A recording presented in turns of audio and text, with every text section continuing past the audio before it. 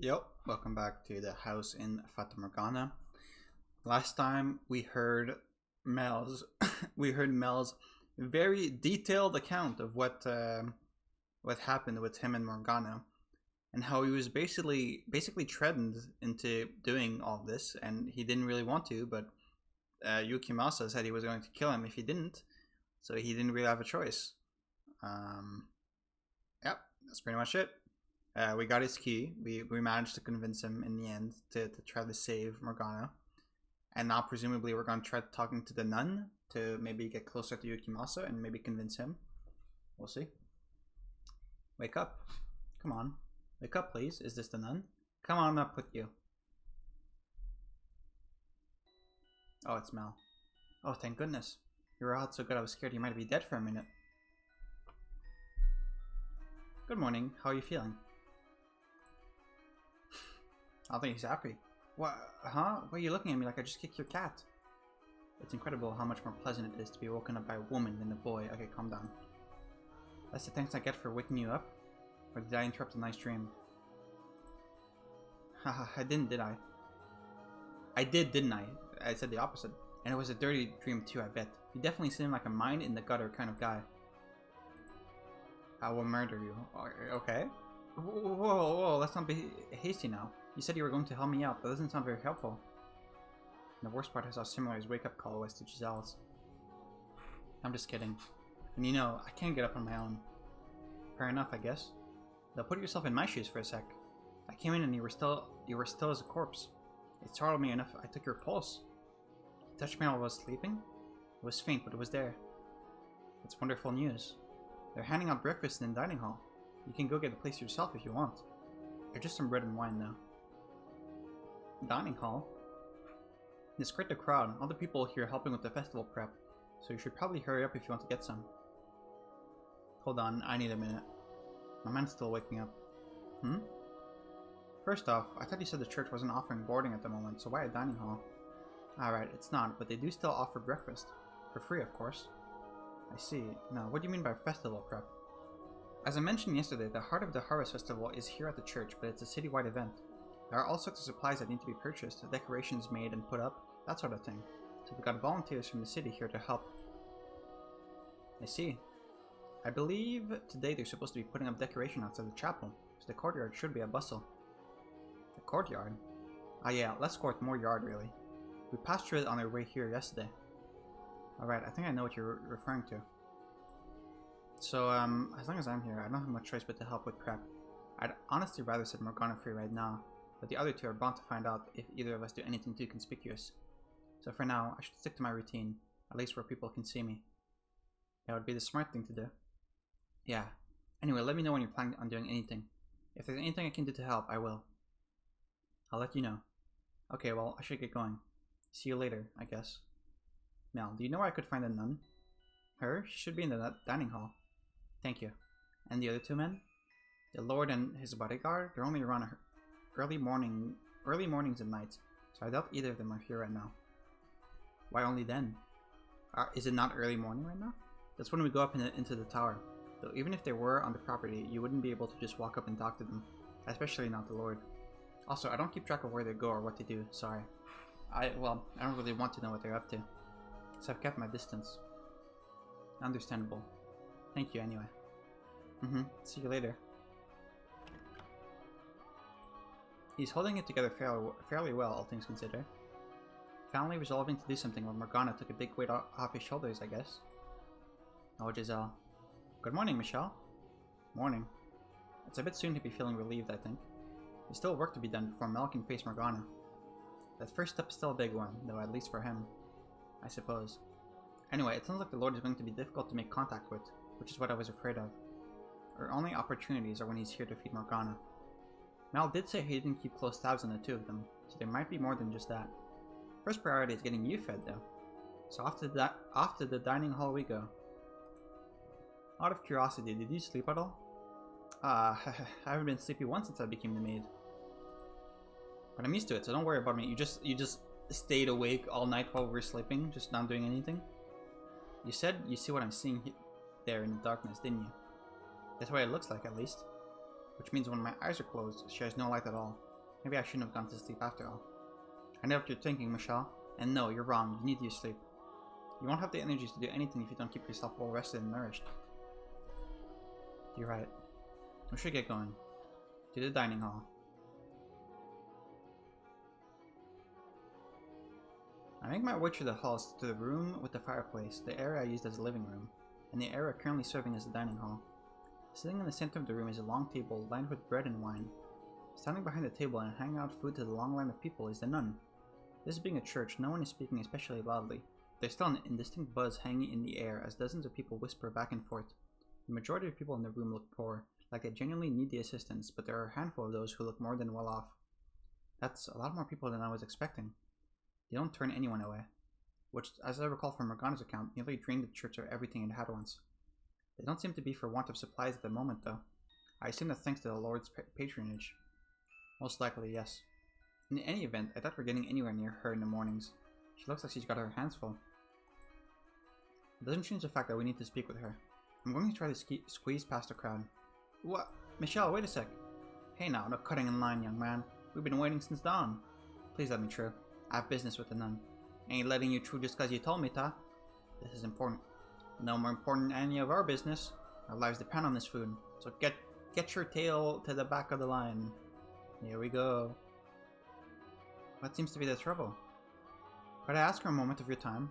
I need to speak with you. Well, as you can see, I'm a bit occupied. I won't take much of your time, I promise. But it's very important It's very important you. You heard the rest already, young man. Can't you see she ain't interested? Give me a hand getting this guy out of here, fellas. What? Ah, wait. Just don't get rough, okay? Of course, Racintus. Pick it up, young man. You need some time outside to cool off. Ah, stop! Watch the hair! Damn. That went extraordinarily well. You know, Michelle, sometimes I can't decide whether you're calculated or reckless. Now I realize I never got that bread. We should wait and try to talk to the nun when she's not so busy. She has to have some free time during the day. You're right. What do you say we take a look around the mansion while we're waiting? Who knows, maybe we'll run into someone else. Alright. Ha ha ha. I'll let it get to you. As Mel had said it would be, the mansion was packed compared to yesterday. Almost everyone I saw appeared to be excited for the upcoming Harvest Festival. A number of them even greeted me as we passed in the halls. They were so nonchalant about it, I wasn't quite sure how to react.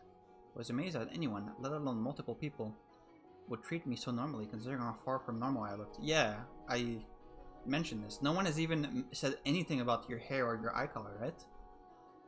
There were a few surprised looks, of course, but no one called me a demon or an angel based solely on my appearance. Perhaps they were just used to seeing people of all different colors around the city, so they had an easier time accepting the way I looked. No matter what the reason, though, it was quite nice being treated normal. I think they're not seeing you as you are. Like, I think maybe they're seeing someone else in your place, or something like that. After meandering through the mansion for a while, I make my way to the chapel. Despite knowing I have no way into the tower, part of me still wants to be near it. So I head around to the back side of the podium, where the stained glass window towers over me.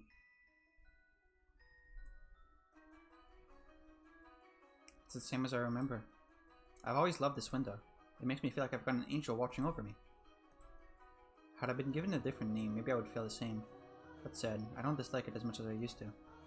Haha, I'm glad to hear it. Off to the side, at the very back of the room, is the door leading to the observation tower. It's chained shut, though, and that's no surprise. The lock is the same one I saw back in the mansion. The chains are just regular chains. They're not glowing with that awful black light. They're simply dull and grey. If only I had an axe, then we could just chop the door right down. I don't think an axe would help. If it were wood, maybe, but this is metal, and rather heavy at that. You never know, hit it enough and anything will break eventually. We'd be in chains ourselves long before we made it through this door. What are you doing there? Is it Yukimasa? Ah! It's him! I was under the impression you and the Lord were only around mornings and nights. And why would you know that? Oops. Why are you like really good at coming up with lies sometimes and you're like really stupid other times? Who are you? He's getting suspicious, Michelle. Okay, wait, I think we're gonna get a choice here. I'm getting... my visual novel instincts are firing up. I'll take care of it. I'm a friend of Mel's. Maybe not. A friend of his? Does that surprise you? Never once have I seen a friend of his before. He has plenty of friends, I'm sure. No one has had an opportunity to pay him a visit, that's all. Never mind the boy's social dealings. Was he the one who told you my schedule? That I work for the Lord? I've got to be careful about what I say here, or he's going to start getting suspicious of Mel. I asked him. Asked him what? I heard some talk around town saying the Lord was seen coming in and out of this estate on more than one occasion. Naturally, that caught my attention. A lowly peasant like myself almost never has the opportunity to cross paths with the Lord. So hearing he was a regular visitor here, I was hoping to have the honor of catching a glance at him. When I asked Mel about the Lord, he mentioned he had a bodyguard, which got me wondering what kind of person would someone so distinguished entrust his life to. Dig around too much and you're liable to end up in the ground yourself. So he told you I was the Lord's bodyguard? Was he not supposed to for some reason? No. It's true, I am his bodyguard. The question is, how did you know it was me? It wasn't difficult. You do rather stand out from the crowd. From Mel's description, I was able to recognize you almost immediately. If her roles were reversed, he would have similarly little trouble identifying me from a short description. The only thing distinct about me is my race. Yukimasa didn't say anything about this line. Where do you come from, if I may ask? Beyond the Silk Road. From the east then? What country? Is that any of your concern? No, I'm just curious. Why is your hair white? Okay, so they can't see it. Okay, never mind. Just no one has mentioned it. Why are your eyes red? They're naturally that color. Is that so? Nature can be quite the ball and chain. Is it just me or does it sound like he's sympathizing with you? It's hard to say. Honestly, I'm still having trouble reading him. Either way, it sounds like he bought your explanation. So it does, which is a relief. Now, what business do you have with this door? Uh-oh. Door was not my objective. I came to look at the stained glass window. I happened to notice a door with an unusual lock off to the side, so I got curious and went to look at it up close. The area behind the pulpit is off limits. I was unaware. Maybe I'll have to put ropes up then. Why is it off limits though? Is that any of your concern? No, but the way you're talking about it has piqued my curiosity. Do you not know how to keep your nose out of places it doesn't belong? Get out of here. And don't come back. As you wish. Hold on. Yes. Your name. Michelle. Michelle. Almost the same as the angel there. That would be because I was named after him. I see. What an unfortunate name. I despise angels. Okay, man. May I ask what yours is? I have no name. You don't have... What do you... No, never mind. Farewell. Kinda fucked that up. Oh wow, that was scary. He does not want anyone getting near that door, huh? I thought he was going to pull his sword on you. I wonder, would I die if he tried to kill me? There aren't many people who could get away from a blade like that, especially in his hands, unarmed. You're probably right. Having already died once, the idea of doing so again feels wrong somehow. You managed to talk him down, though. I'm surprised. You're quite the accomplished liar, Michelle. Is that so? It's hard to believe that was the same awkward, stuttering Michelle I know and love. Am I really that much of a bumbling fool normally? I wonder what he was doing back there, though. It's well past dawn. Standing watch, presumably. With as many people as there are roaming about, he's probably worried about people like me getting near the door. I doubt he plans on spending much time anywhere else until the festival's over. And with him on guard, we've got pretty much no access to the door. I sure hope we can talk him over to our side. Mel was never an enthusiastic accomplice. His guilt is what allowed us to win him over and get him to confess everything. On the other hand, he's not likely to be so forthcoming. It all depends on how deep his ties to the nun are. Presumably, she's the reason he's involved. That said, we managed to communicate well enough. Are you still sorry that I called you awkward? No, I don't mean me. I mean him. What? Oh. He was far from rational or coherent when he was living with you in the mansion. You're right, he does seem like a completely different person here. Losing his memory in the shipwreck was probably what triggered his transformation into the beast. Okay, but he did like kill people before that in that story, and he also has killed several innocent people in this story also, like... So I guess this must be what he was like before that. What he carries inside him is no different now than it was then. He's simply able to hold himself in equilibrium now. He's keeping a balance between his rational human side and his violent beast side. He does somehow remind me of Bestia during his short period of calm. That or the glimpse we got of him on the ship while he was still a merchant. I would say that's probably closer to the man here now. Huh, the ship? You're the one who showed me the memory. What? I have no recollection of that. Oh yeah, you also mentioned seeing another woman's memories behind the second door, didn't you? From outside the mansion. You didn't see them though, as I recall? All I am aware of is what took place within the mansion, as well as whatever Morgana felt like telling me. Resignation. What? Nothing. Morgana mentioned something about me resonating. I don't know why I would be capable of such a thing, but because of what it allowed me to see, it's all but impossible for me to ignore the plight of these people. What?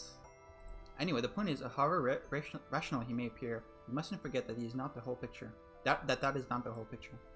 He is as much a killer in this life as he was in his next. He's a man of many faces. The gentleman he was around his lover, the brutal, merciless man he was on the ship, and the beast that lurks beneath it all. Everyone acts differently depending on who they're around. There's something unsettling about how he does it.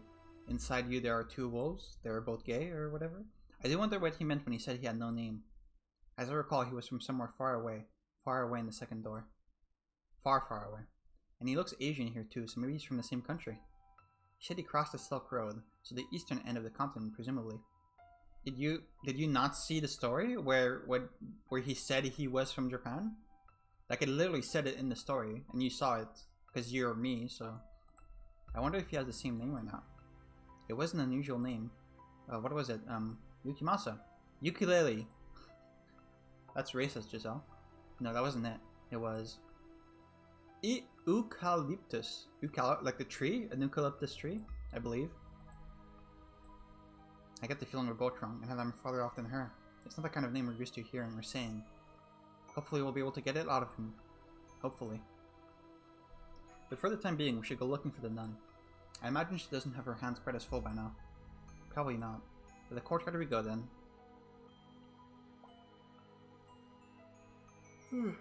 Wow, the crowd just keeps on growing. Are they all helping with the decoration? Well, it seems so. Preparation for the festival is in full force. I found the nun. She's over there. She's got a bunch of people around her, though. What should we do? I'll force my way through. How about plan B this time? Michelle! Are you alright, Michelle? You went on pretty hard. Is that Nelly? Yeah. Oh, you're such a weakling, dearest Michelle. I don't weigh that much. Not enough to knock you over jumping on your back. Give me no time to brace myself. Pish posh, my Mel would have had no problem catching me, and then he would have spun me around like a princess at a ball. Unreasonable doesn't even begin to describe your expectations. Are you sure you should be running around like that? I thought you were in rather poor health. Amazingly, I'm actually feeling pretty good, and I haven't even had any medicine today. Maybe because I cleared things up with Melty yesterday. I cried my eyes out last night, but I feel better now. I'm glad to hear it. They do say health is as much mental as it is physical, so you might keep getting better if you stay positive. Just don't push yourself. Hehe, why thank you for your concern, my dearest Michelle. He's taken quite a liking to you. How do you like that? It's nice, isn't it? I'm more not sure how to react. I'll just go along with it. You know you want to. I wish I could be there too. I want to pat that sweet little head of hers. What do you think she is, a cat? Now that she's opened up though, I will admit she is rather sweet. Oh, there you are, Nelly. Don't run off like that, you scared me. It's not my fault you lost sight of me, dearest Mel. I'll try to keep a better eye on you. So you came to check out the courtyard, Michelle? You know, you really stand out from the crowd. You're so pale I could tell it was you from way off in the distance. I'm well aware of how conspicuous I am, but everyone's acting so unconcerned. It's honestly kind of disconcerting. I can't say people don't think you look unusual, but no one's afraid of you or anything. It's not easy looking different from everyone else, is it? It comes with its disadvantages, yes. And she would have had to deal with the same thing. That's another thing I regret. I wish I could have treated her more like a regular person. I guess I just wasn't mature enough to accept her. You spend much of your life in a very sheltered environment, so it's only human that you would have difficulty accepting something that didn't fit within your view of the world. It doesn't make you a bad person. Regardless, you do treat her like a regular person. That's the reason she accepted your invitation to go on walks. I guess. Question, you know what she looks like, right? I do. What did you think the first time you saw it? I know that's not the most tactful question, but I thought nothing of it. I simply saw her as a person, as a girl. I see. Well, what do you know? It looks like I am a bad guy. And you're a right saint. Now, I've simply seen much worse. You know, you kind of remind me of her. I do? I mean, you're much more personable than her, but what's the word? It's not just the way you look. But there's something a little different than everyone else about you. Like an aura or something, I'm not sure. Aura? Oh, I'm sorry if I offended you. I wasn't trying to insult you or anything. But I mean, like yesterday, you were talking about like a prophet. I'm almost beginning to think that maybe you really did see a vision from God. Did you blank out the part where he said he was from the future? Enough with all the grown-up talk already. You lost me ages ago. Ah, yeah, sorry. Who cares if Michelle is a saint or a prophet or the archangel himself? Michelle is my second brother. Besides, it doesn't look all that weird to me. The saint is probably just an ordinary girl too. I'm big enough now that I won't think badly of her no matter what she looks like. You are, yeah. And when she's free and feeling better again, maybe we can get together and bake something. That would be lots of fun. She'll forgive you, I'm sure of it. You know, maybe we shouldn't be talking about this so loudly. Won't want anyone to overhear us. Alright, sorry. But everyone's so busy prepping for the festival, I'm sure we're fine. Better safe than sorry, though.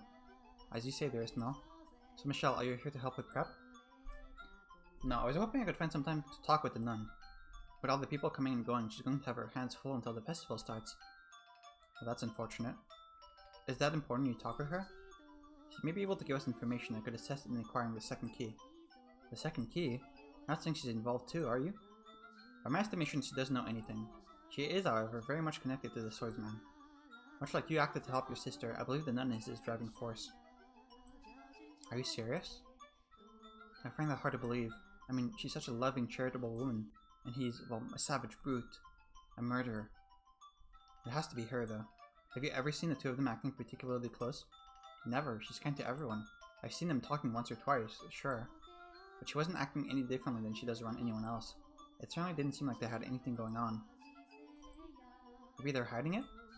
Surely there's something between them. I would certainly presume so. Nuns aren't allowed to be romantically involved. They could be having secret trysts. A forbidden romance. How exciting. Haha. So you need to talk with her then, Michelle? Leave it to me. You can do it? Well, right now she's showing people how to make the decorations. Weaving straws into crowns and flowers and other things. I know how to make them too, so I can take your place teaching for a little. I appreciate it, but if anyone should be offering to help, it's me. There's a bunch of them already done, like over there, hanging off the tree branches. Can you make those? They're very intricately designed. You'd have to be really good at weaving to make those, let alone teach other people how. You should take her up on her offer. You're right. Your assistance would be greatly appreciated. You got it. I'll let her know you want to talk, so just hold tight. And you, dearest Mel, are coming with me. You get to help make decorations. I'm no good at this stuff, though. Nope, I said you're coming, and that's all there is to it. With me as your teacher, you'll be a pro in no time. Yeah, alright, you win, let's go. Nelly seems to be in good shape, and it doesn't look like last night caused any problem for them. I'm relieved. Two badgers are gonna die in 2 days. Hopefully they can continue down this path. They'll be fine, I'm sure.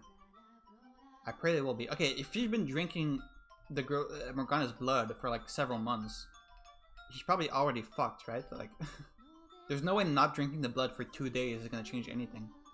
I pray that they will be. Now, we should have a little time before the nun is available to talk. So I would really like to find some shade. Is it pretty bright out today? I thought you could see through my eye. I can, yes. I can see what's going on, just not as clearly as you. Not enough to tell how strong the sun is, for example. I see. Is she lying? What's going on? She's lying. This is definitely a response like she's lying. Why is she lying, and can she not see anything? Or why would she lie about that? Plus a ... Okay, this is very strange.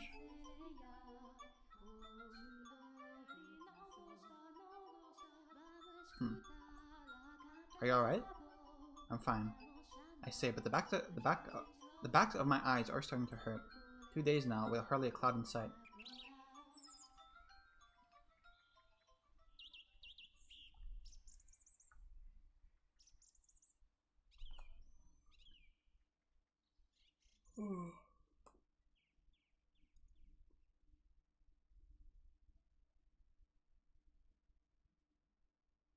Ah, there you are. I hope I didn't keep you waiting too long. No, no worries. I apologize for pulling you away from your duties at such a busy time. After that little surprise this morning, I figured you must really have something you want to say. I do, something very important. And if possible, I would like to discuss it with you somewhere more private. Let me guess, you're going to propose to me? No, you should know better than that. I'm a servant of God, the Father. He is the only companion I'm permitted to have. No, I just want to... I know, I'm kidding. I just wanted to tease you a bit. I can't be away for very long though, alright? I will do my best to keep it short. Okay, let's head inside and find a room then. After you. May I ask you something, Giselle? What? Yes, what is it? Is there something about me that makes people want to tease me? No, not at all. Why would it ever give you that idea? If you say so. It's cute.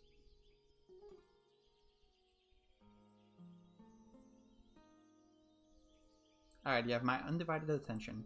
Make yourself comfortable and speak whenever you're ready. I'm here to help those in need. My ears are at your service.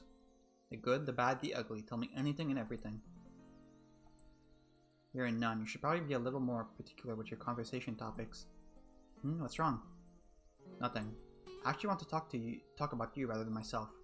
About me? You are the people you're associated with, I suppose. Are you acquaintances with that Asian swordsman? The Lord's bodyguard? I mean, I know of him, but I can't say I know terribly much about him. What? I was under the impression you were quite intimate with him. Did someone tell you we were? No, that was just the feeling I had. Remember, I am a nun. Whatever you think you saw, you're probably imagining. I'm not allowed to give any man special treatment, let alone be intimate with one. There's something between you two, though. What do you mean something between us? Maybe you should try telling her what we know about him here. His primary motivation is to keep her church running, after all. Is he not here to keep this church, your church, in operation? Is he... what? Did he tell you he was? Oh, really? That's a little... no, that's quite surprising. I hardly ever see him talking to anyone. Are you friends with him? Perhaps acquaintances would be a better word. Ah, well, he seems to be a nice enough fellow. Are you really not close with him at all? Nope. So if he told you he was trying to protect his church... Is this Maria and this is not Pauline, this is just Maria, and we've just been getting baited? I would have it to be out of a sense of gratitude and nothing more. Gratitude for... A while back, he was in a pretty bad place in his life, and I gave him some food. This was when I wasn't all the way out here, but at a church in the city. There were other nuns there too, as I recall. Right, we also served as an orphanage, so it was us and a ton of children. I've since fallen out of touch with them, though. But as a servant of God, it is our responsibility to offer assistance to those in need. Which is exactly what I did for him. No special treatment, I just did the right thing. So whatever you think you saw between us, there's nothing there. You're Pauline, though, aren't you? No, my name is Marie. Yeah, okay, yeah, it is what, Marie? How can that be? How can she not be her? Marie, that sounds a lot like the name we heard behind the third door. Okay, so... But I don't think they're the same person. I concur. There's no guarantee everyone's name has to be the same. Mel's and Nellie's were, which just made us think they all would be. That's true. On the subject of assumptions, it's possible her connection to the swordsman is also a flawed one. Because again, all we have to go on is Mel and Nellie. Although in Morgana's story, I'm pretty sure he said something along the lines of doing what he did to keep her church running. Why would only some of their names be the same, but not others? That's very strange. Because you could say, oh, it's because she was born in a different country in the other story. But Mel and Nellie were also born in different countries. Because here they're in France, but in the other story they're in the UK. Like, that seems really weird. That, like, it would randomly decide whether or not they have the same name. Was he not referring to this woman? Keep her church running. I should get back down to the courtyard then. Lily won't be able to handle everything on her own. It would be great if you could help with the preparations too. 1 second. There's absolutely nothing going on between you? Why can't you just accept the answer I've given you? I don't like being so blunt, but you're really overstepping your bounds. I said there's nothing and there's nothing. What do I say? If she leaves now, it won't be easy getting another chance to talk to her. Will I be able to get him to tell me a story without having her on my side, though? Will I be able to get his key? Maybe you could try talking to him with Mel there? The two of you together could convince him to give up his key. When I encountered his shadow in the mansion, he told me that if I had mentioned the key to him in the past, he would have cut my head from my shoulder on the spot. He did say that. Then, should we try to find the Lord first instead? I think I'll try to shake her up. Take a leap of faith on there being something between them. Happy now? I should really get going. Hold on, just one last thing. Yes? Would it be possible for you to grant me access to the observation tower? Tower? Why? Because the Lord and his bodyguard are keeping someone in prison at the top of it. What? They've locked up a girl with miracle blood. Okay, you're really going for it. It's not very appropriate to joke about things like that. I'm not joking. The medicine you are handing out, that's real human blood. What proof do you have? I have someone else who can corroborate my story. And what proof do you have that they're telling the truth? When you hear what he has to say, you'll know.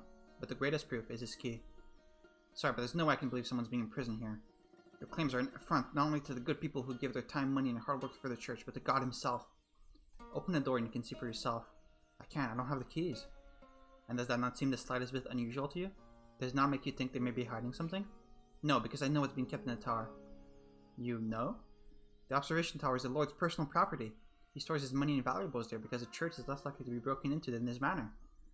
His money? Even the thieves fear God, so you can understand why he would want to keep his property here. Does that actually make sense though? If he's so afraid of thieves, surely he can afford to hire guards. He doesn't like keeping guards around. But he has one, right? He has Yukimasa. Why not? Haven't you heard? There's been several failed assassination attempts. The Lord is not a bad man. He can just be rather aggressive in his work, which has a tendency to make a man enemies, some of whom want to see him dead, and keeping his wealth at hand only increases that risk. Now, are you satisfied? Insist all you like, but he's not keeping money in the tower. He's got a...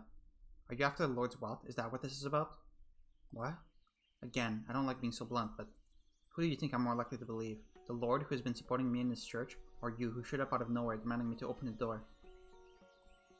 I'm telling the truth. There's a dying girl in that tower. I'm sorry, and I don't want to do this, but if you keep this up, I'm going to have to call the guards. I really must be going now. The swordsman, he helped imprison the girl in the tower, so he could get the money necessary to keep your church up and running. With your help, we could stop this. Take some time to cool off. Would I have Keller to be a little more open-minded? I really hope she considers the possibility of telling the truth, even just a little bit. Is she so defensive because she trusts the Lord that much, or is her trust in the swordsman? Or maybe it's simply because she doesn't trust me. Is it that she knows? It could just be that she knows and she's like pretending. I think I'll head back to the courtyard. I need some time to consider our next move. That's a good idea. And there might be something Mel and Nelly can do to help too. Perhaps. With none denying any involvement with the swordsman and him being so inscrutable, I find myself at a complete loss as to how to go about crossing the wall standing in the way of getting the truth out of him. My mind brings me back to the events of the second door, the most savage of the three tragedies. The things he did then were undeniably inhuman, which makes me wonder if his perspective on these events would have any influence on Morgana's perception of him. If at all, a positive influence seems the less likely. Was he man or was he beast? If nothing else, he wanted to be human in the beginning. What was it that he truly desired? If he hadn't been under Morgana's curse, would he have wanted to be the same killer he was?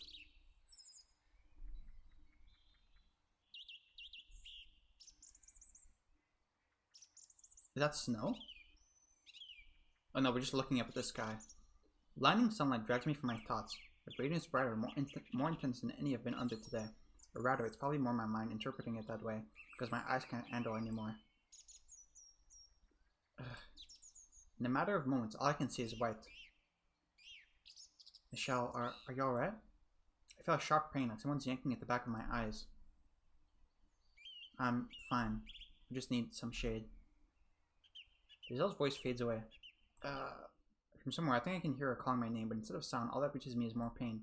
Then the world starts tilting towards me. No, not the world. It's me, who's fallen. No! And then he died.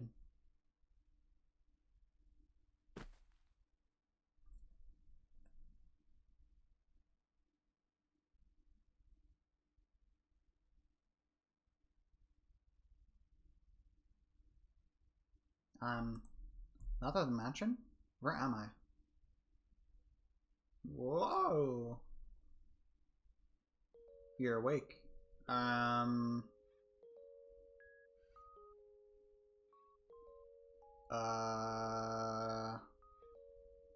Okay, this is, I think that this background is the same background that was shown in Mel's flashback when he was at the witch's cottage. Where she, like near the lake, right? Pretty sure. Morgana, what are you doing here? Does my appearance disturb you? That is to be expected, I suppose. I'm hardly what you would call attractive, after all. Morgana. How do you know my name? How do I know your name? I came to save you. Where is this? Aren't you in the... Huh? Observation tower? O-B-S-E-R-V-A-T-I. Okay, yeah, observation tower fits. I think we're back further in the past, though. Like, this is before she had her arm cut off, right? Huh? What just happened? I tried this observation tower, and my voice completely disappeared. Where is this? I'm not sure you couldn't know. This is the witch's cottage by the lake. Yeah. I found you unconscious outside my door, so I presume you came here in search of my herbal medication. Unconscious? Outside of her door? Your arm. What? This is... before she lost her arm. Does that mean I've traveled even farther into the past? Or could this be... You must get yourself far away from this place, Morgana. Better yet, escape to another country entirely. Where did that come from? I have no means of survival if I leave. In that case, beware of two men who will come to visit you. You must not open the door for them. What do you mean? There are a flaxen-haired boy and a swordsman. You can't change the past. Why do I lose my voice for all the most important details? Is this really the cottage by the lake? Take a look out the window and see for yourself. There's nothing there. Nothing outside the window. No, that's not exactly right. The reddish-black fog churns beyond the window. A pretty lake, is it not? Not that I have any place talking about beauty. Now I understand. This isn't the real world. Is it your world then, Morgana? Or is it a world within our dreams? May I ask who you are? I once spent much time at your side. This is also very strange. It was always you who was talking to me, and now you don't even know my name. Shall we talk for a bit, Morgana? If you're going to try to convince me to leave, I won't have it. And please watch what you say. There's something very unsettling about your choice of words. As you wish. In that case, let's talk about ourselves. For so long, I fought to fend off the things you said. Not because I had any particular dislike for you, but because I was afraid of how entrancing the sound of your voice was. I empathize with the feelings seething through your words, and that understanding almost allowed them to consume me. There was a mysterious magnetism to your voice, and as emotionally unstable as I was at the time, I couldn't possibly have withstood giving in to it. You're saying my voice is unpleasant? Not at all. It was beautiful. Frighteningly so. I want to try again. I want you to tell me about yourself, the things you see and feel. I will not be telling you or anyone else about myself, because they would have to be inhuman to empathize with you. In that case, we can start with me instead. Honestly, I don't want to talk about myself either, because it makes me feel pitiful, worthless. It's a story I would rather pretend never happened. And it's not a story I can tell just anyone. But you can tell me? Indeed. I was born into this world female. What? From a young age, being a girl felt somehow wrong. And as I grew older, my body developed like a boy's. Not entirely, though. My body is incomplete. I am missing on one thing every man is supposed to have. Two things. Three things, really, if you think about it. The change drove my mother to madness, and she hid me away.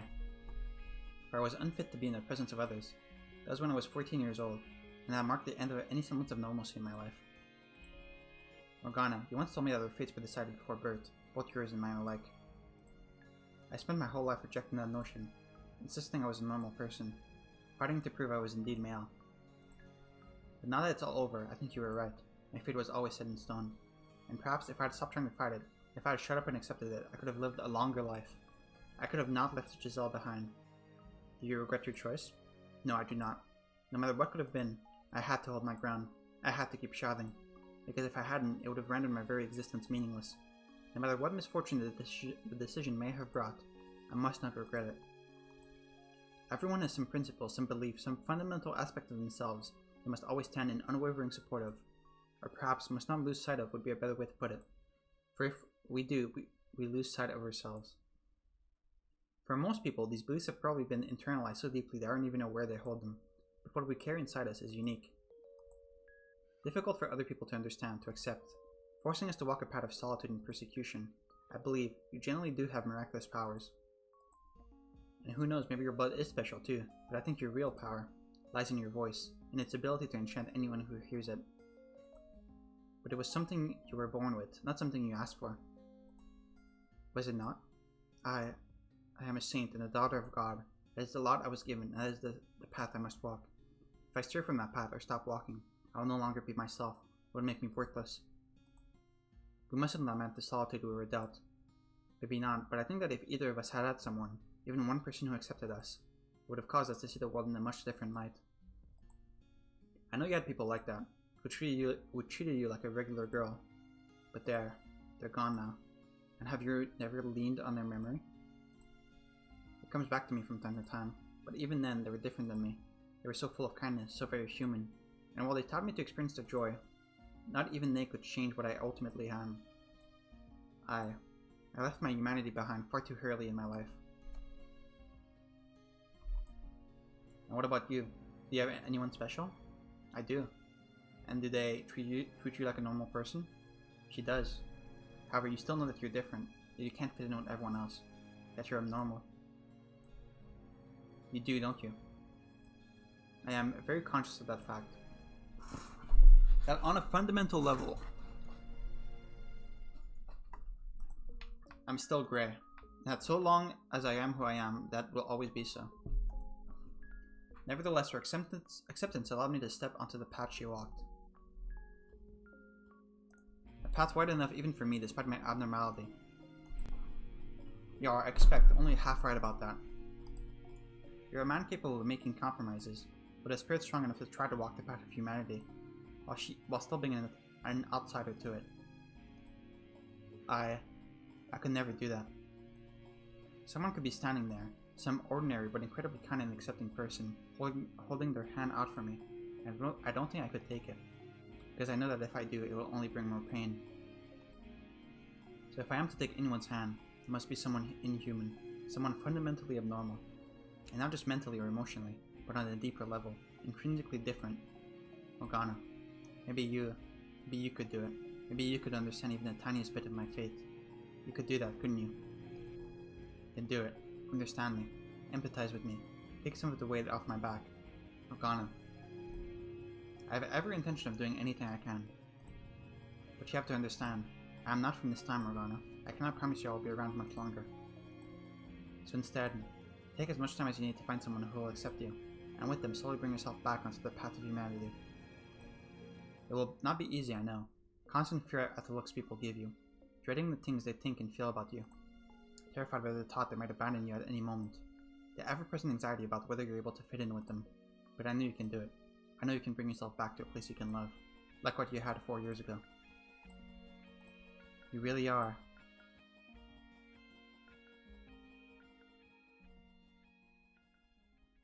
Michelle, you may think talking to my past self can change something, but you're sorely mistaken.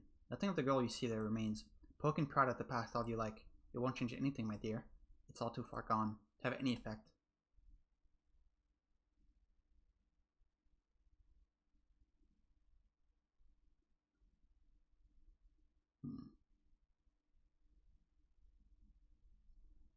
Let's stop here for now.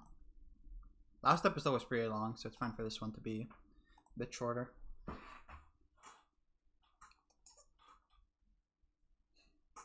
The way Morgana spoke there does make it seem like we are just like interacting with memories. We're not really in the past. But the way Michelle and Giselle are talking makes it seem like we are in the past, and what we're doing here will change the future. And I don't understand how that can work if it does.